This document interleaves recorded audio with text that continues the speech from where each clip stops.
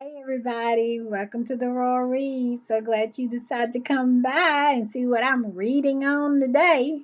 Well, what I'm reading on today is an article from Yahoo News, yahoo.com, and the headline reads King Charles threatens to cut off Prince Andrew unless he moves out of his royal residence, says report. And let me read just a little bit of it, okay? And then we'll discuss. King Charles may cut off Prince Andrew's funding to force him out of his lavish royal mansion.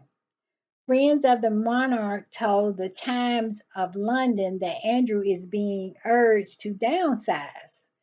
Buckingham Palace is offering the Duke Frogmore Cottage, the former home of Harry and Meghan. King Charles had threatened to stop funding Prince Andrew's lifestyle in a bid to force his brother to vacate the royal residence he called home for more than 2 decades, according to a friend of the monarch who spoke to the Times of London. Friends of the monarch, huh? Okay. The Duke of York, who stepped down from public duties in 2019 following a renewed publicity about his controversial friendship with a convicted, offender, J.E. I won't say his name because see, somebody told me if you say his name, the algorithm just goes crazy, and you're never heard from again. And so I'm not gonna stick my hand on that hot stove. So we'll just say J.E. Okay, has lived at the Royal Lodge in Windsor Great Park near Windsor Castle since 2003. However, as part of their ongoing bitter row, they said row over there for meaning argument. The king has urged him to accept downsizing from the 30-room residence to a smaller home, possibly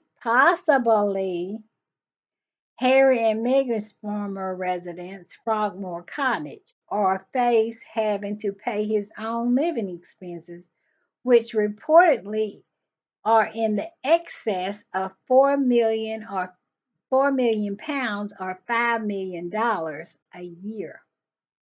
One royal source familiar with the situation told the British newspaper that the monarch may have to reconsider the level of support he is willing to provide for his younger brother if Andrew does not comply with his request. All right, let's get into this.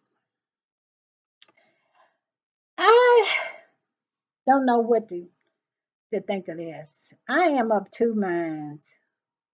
One mind is that it's a load of hooey that the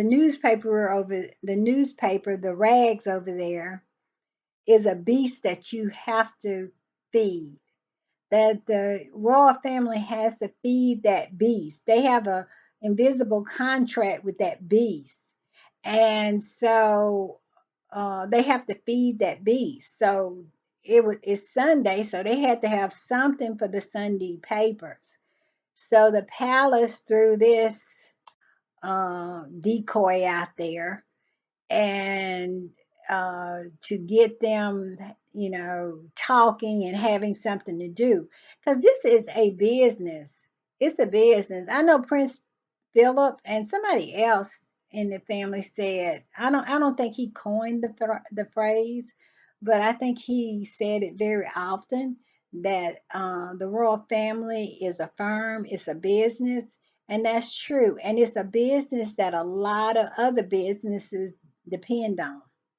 And one of those businesses that really, really depends on the royal family is those rags of a tabloid over there. And so they didn't have any Harry and Meghan news. And it blows my mind. What did these people do before Harry? Well, I know they reported on Harry a lot. A whole lot of crap that they did. But and they bit off of Kate and William a little bit more than they do now. But what did they do before Harry and Meghan? Because they seem like they are so desperate and scraping the barrel. But this right here, to me, seems like it's something, it's like a decoy that was thrown out, just an old dead rabbit uh, to satisfy the beast. Because that beast, those rags of tabloids, they have to be fed. And if you don't feed them, they'll feast on you. And Charles knows that. So he threw this one out. I I don't think that Andrew is gonna get out of that house. I don't. I think this is just something for the newspapers to be able to write about. This is a rehashed story. Basically all they do over there, those newspapers, is they wash, rinse, and repeat. Wash, rinse, and repeat. I mean, it's the same story over and over. They add a one or two different phrases, rephrase it a different way, and put it back on the front pages. And this story has been kicked around so many times about, they use this story to get Harry and Meghan, to justify getting Harry and Meghan out of Frogmore Cottage.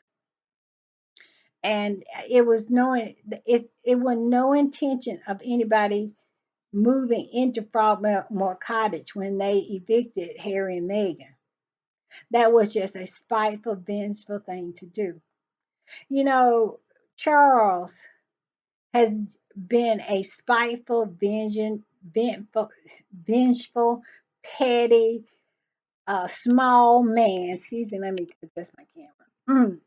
Small man ever since he always have been, but it's been highlighted even more now that he's become king.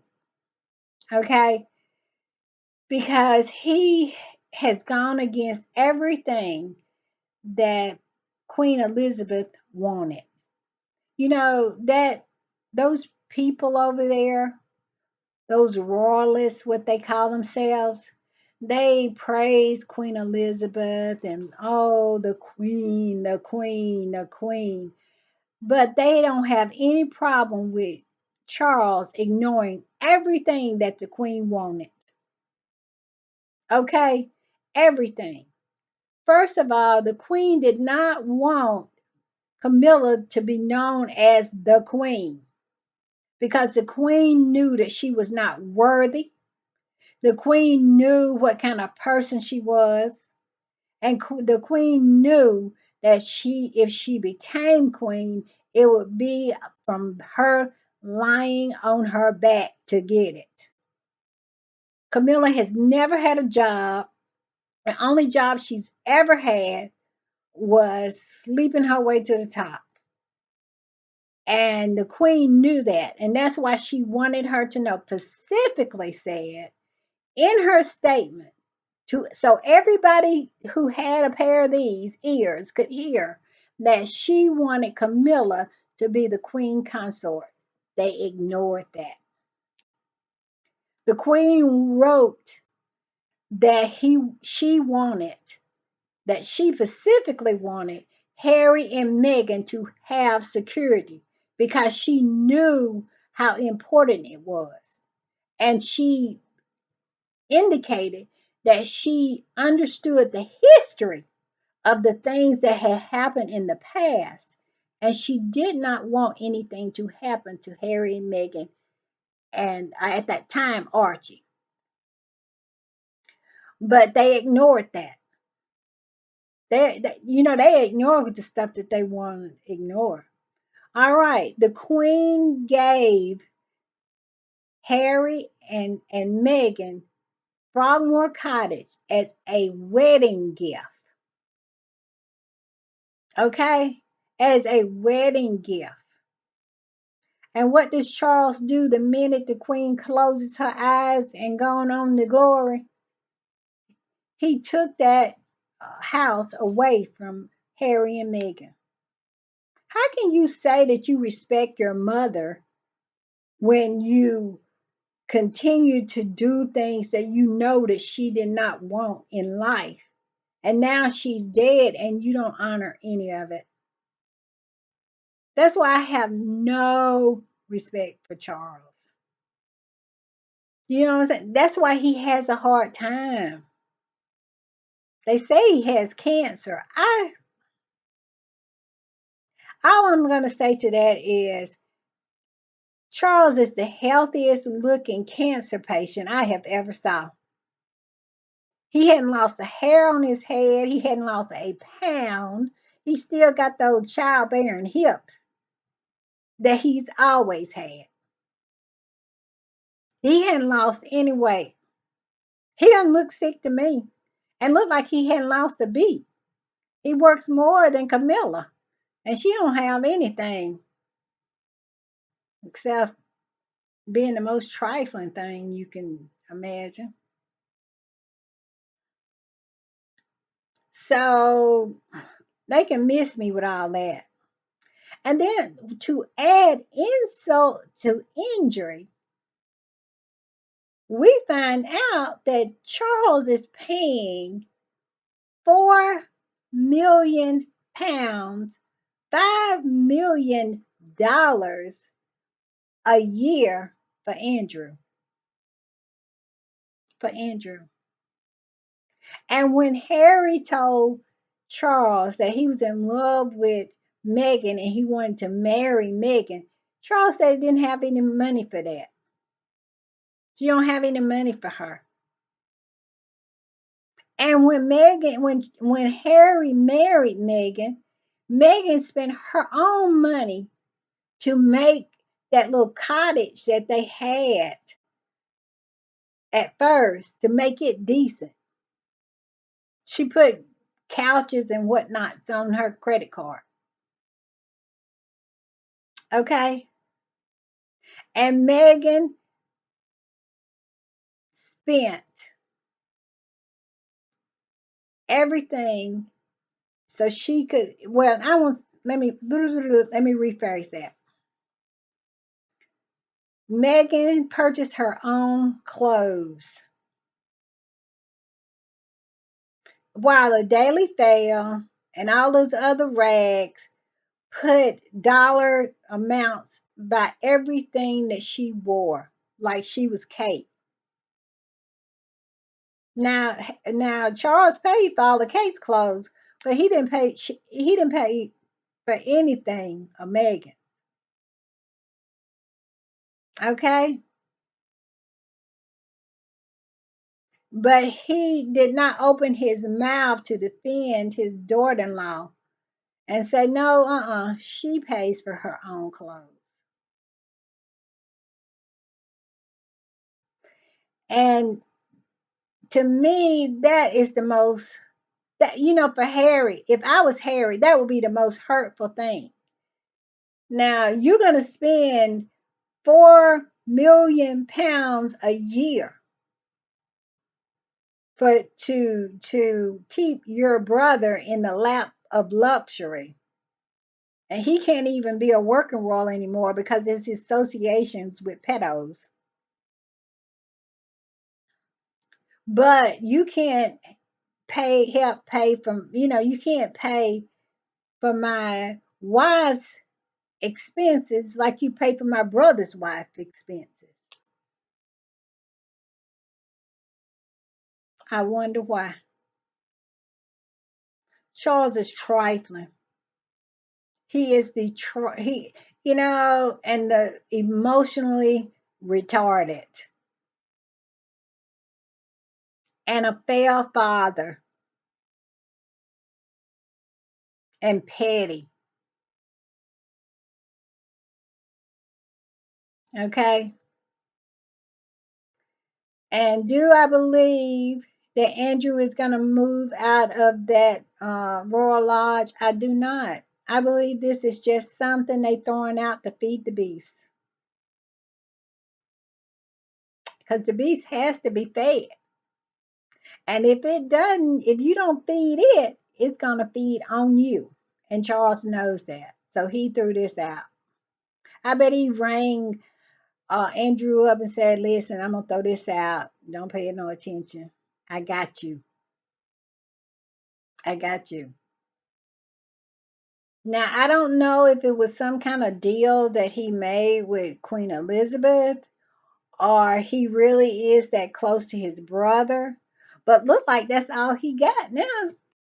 Because when they Easter, I go back to that.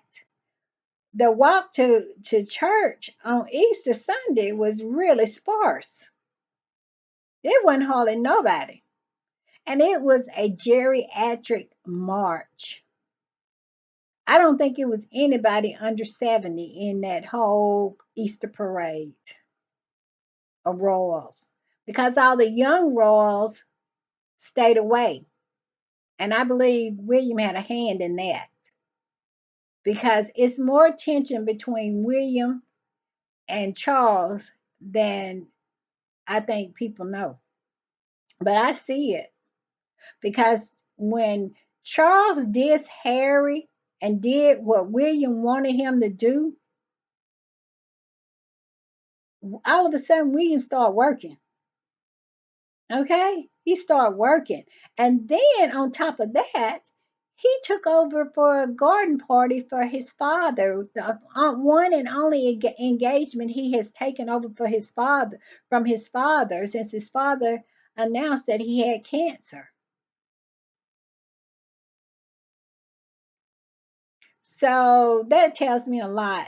I can read between I can read between the lines of what's going on here. It is the War of the Windsor, King Charles and the Prince of Wales camp. The two separate camps are battling and they are lining up. The younger royals are on William's side. The older royals are sticking with Charles. I'll tell you what, Andrew he best hope that Charles live a longer, live long because when William comes into power and he's still alive, he's not going to be in the Royal Lodge. Not at all,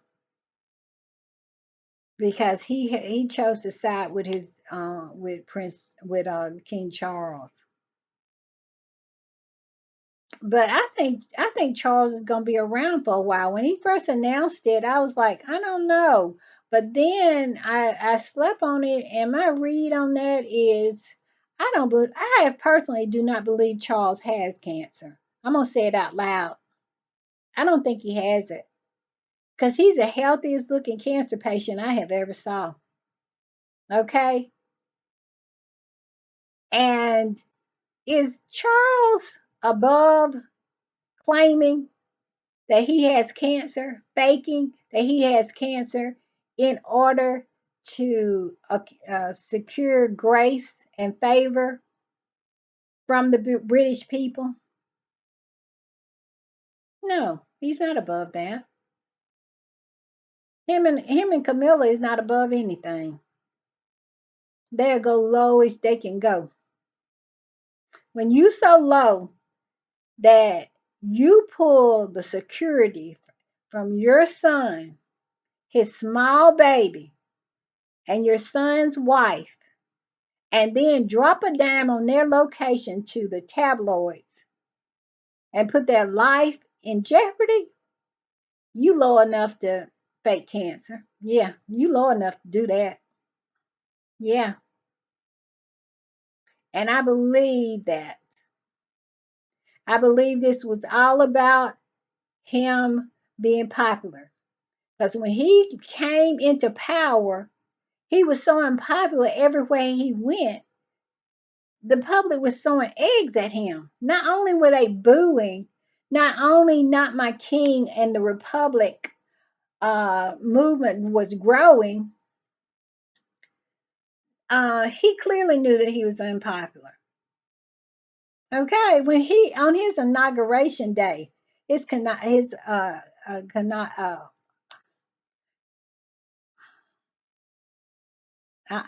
it, that's what we do for our president. Coronation. That's what I'm trying to say. It's not inauguration. Inauguration is when we do our presidents, but his coronation day, he had to go by a wall of protesters saying, "Not my king." Princess Elizabeth didn't have to do. I mean, King Queen Elizabeth didn't have to do that. Okay, she didn't have to do that. And another reason why I think he's in it's a battle of the Windsors because look at William. William made Charles late for his own coronation. He had to sit in the parking lot waiting for William to get there because he couldn't go in before William went in, him and Kate. And William and Kate was at their place taking pictures and videos so they could put it up on their website. That's how much they cared about Charles' coronation. Okay? And Charles was in his carriage cursing. Sure was. Waiting for William and Kate to get there. So it's a war of the Windsors. And Charles is not above faking cancer. That it has been proven here of late since Kate has gone missing that the palace is not above anything. They are a bunch of liars.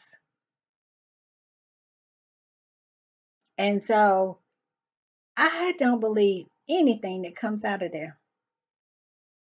And like I said, he is the best looking cancer patient I ever saw.